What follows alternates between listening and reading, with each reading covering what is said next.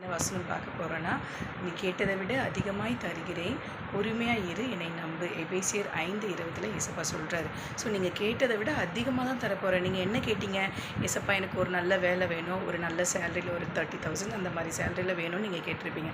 கவலைப்படாதீங்க ஃப்ரெண்ட்ஸ். நீங்கள் கேட்ட பொசிஷனை விட அதிகமான பொசிஷனில் அதிகமான சேலரியில் ஏசப்பா உங்களை ஒரு நல்ல வேலையில் உங்களை கொண்டு போய் நிறுத்த போகிறாரு. ஸோ திருமணம் ஆகாதுங்க, எனக்கு ஒரு நல்ல லைஃப் பார்ட்னர் வேணும்னு நீங்கள் கேட்குறீங்களா?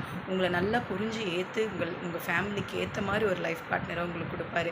இப்போ நிறைய 10th 12th பசங்களுக்கு 10th முடிச்சவங்களுக்கு என்ன கோர்ஸ் எடுக்கணும், என்ன குரூப் எடுக்கணும் அப்படின்றது தெரியாமல் இருக்கும். ஸோ கடவுள் உங்களுக்கு நல்ல ஒரு வழி காட்டுவார். 12th முடித்த பசங்களுக்கு நல்ல ஒரு காலேஜில் நல்ல ஒரு குரூப்பில் உங்களை சேர்த்து வச்சுருப்பார். நீங்கள் கேட்குறத மட்டும் விடாதீங்க. ஏசப்பா கிட்ட தொடர்ந்து கேட்டுகிட்டே இருங்க. ஏசப்பா எனக்கு என்ன முடிவு எடுக்கணும்னு தெரியல, இது இருந்தால் நல்லாயிருக்கும், அப்படி இருந்தால் நல்லாயிருக்கும்னு நீங்கள் கேட்டு வச்சுருப்பீங்க.